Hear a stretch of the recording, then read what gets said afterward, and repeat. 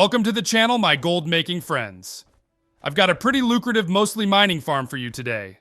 We're going to be farming elementium and obsidium ore, along with various volatile elements in 5 different Cataclysm zones. We'll be running this on a druid and grabbing treasure chests to turbocharge our gold-making possibilities.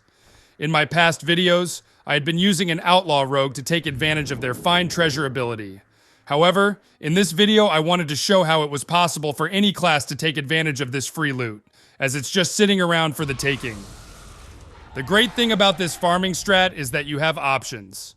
Just farm the ore, which could net you between 15 and 20k per hour, depending upon current price. Or, turbocharge it with blue transmogs from treasure chests. It's completely up to you. To get to every zone we'll be farming, head to either Orgrimmar if you're Horde, or to Stormwind if you're Alliance. At the Earth Shrine, located in the locations marked here on the map, you'll find all 5 portals we'll be using. If the portal to Vashj'ir is not unlocked, just head to the docks near Orgrimmar or Stormwind, and grab the quest Call of Duty. If you enable trivial quests under your tracking options, the quest will be easier to locate. Now that you know the strat, you can head out. However, if you're wanting to know about the add-ons I'm running, which will make things much easier, or you want to see my maps of each zone, showing most of the spawn locations for both elementium and obsidium ore veins, you'll want to continue watching. I'll also be showing you some of my loot tallies, along with a few extra tips related to some of the zones you'll be farming in. So, if you're still with me, maybe pause this video and grab some snacks and something to drink. I'll be right here waiting for you. There are 3 add-ons I recommend running.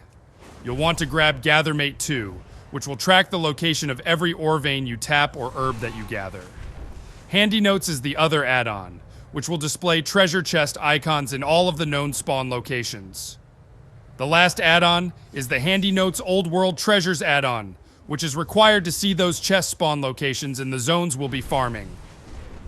The 5 zones we'll be farming are Vashj'ir, Deepholm, Uldum, the Twilight Highlands, and Mount Hyjal. Let's check out the map of each zone to review the ore vein and treasure chest spawn locations. The exact ore you'll be mining will vary from zone to zone, but will be limited to elementium, obsidium, and pyrite ore. This first zone, which is the Twilight Highlands, is primarily elementium ore, with just a sprinkle of pyrite ore.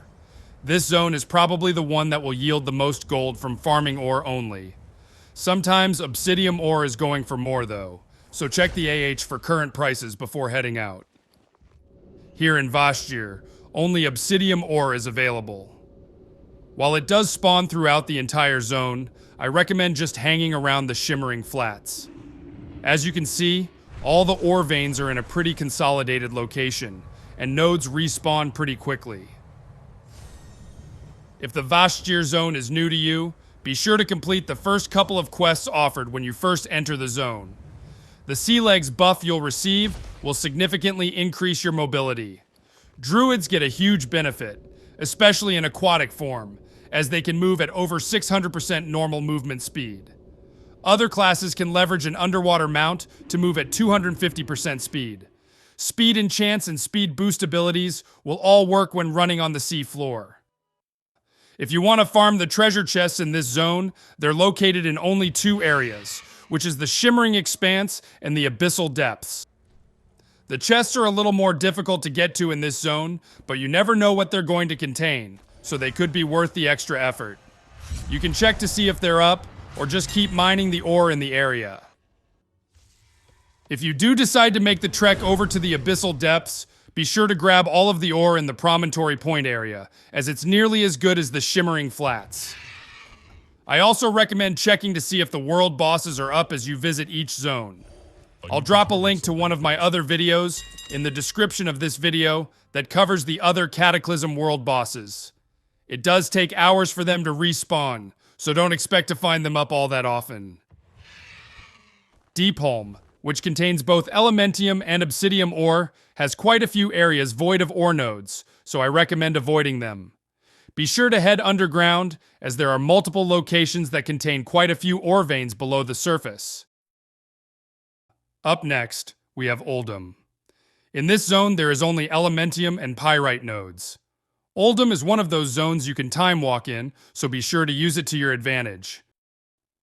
If you're having trouble locating ore veins, because there are others already farming the zone, talk to Zadormi and switch to either Cataclysm or Present Time, depending on where the other farmers are. If you need help finding Zadormi, she can be found very close to where you zoned in. Her location is marked with a chat bubble on the map, which is pictured here. You also have War Mode you can mess around with, so you should be able to find a version of the zone someone isn't currently farming. The last couple of things worth noting about Uldum is that when you are in Present Time, treasure chest locations will not be displayed. However, chests do still exist in all the same locations as the Cataclysm timeline. Ore node locations are also tracked separately by Gathermate 2, as the Present Time and Cataclysm Time are considered completely different zones, so ore node locations will have to be discovered in both. After around 12 minutes of farming, we pulled in nearly 13k in loot, which is decent. Only around 4k of that would have been for the elementium ore and other volatile elements, and the rest would have been from treasure chests. Up next is Mount Hyjal, which is another obsidium ore only zone. Most of the ore in this zone is concentrated through the center of the map. Gar is the world boss in this zone, so don't forget to check if he's up. Like I mentioned earlier, you'll find a link to my video covering the various Cataclysm world bosses in the description below. I forgot to reset Loot Appraiser, but if we subtract what we earned from Uldum, it looks like we've pulled in another 40k in around 20 minutes of farming, which is now pushing 100k per hour.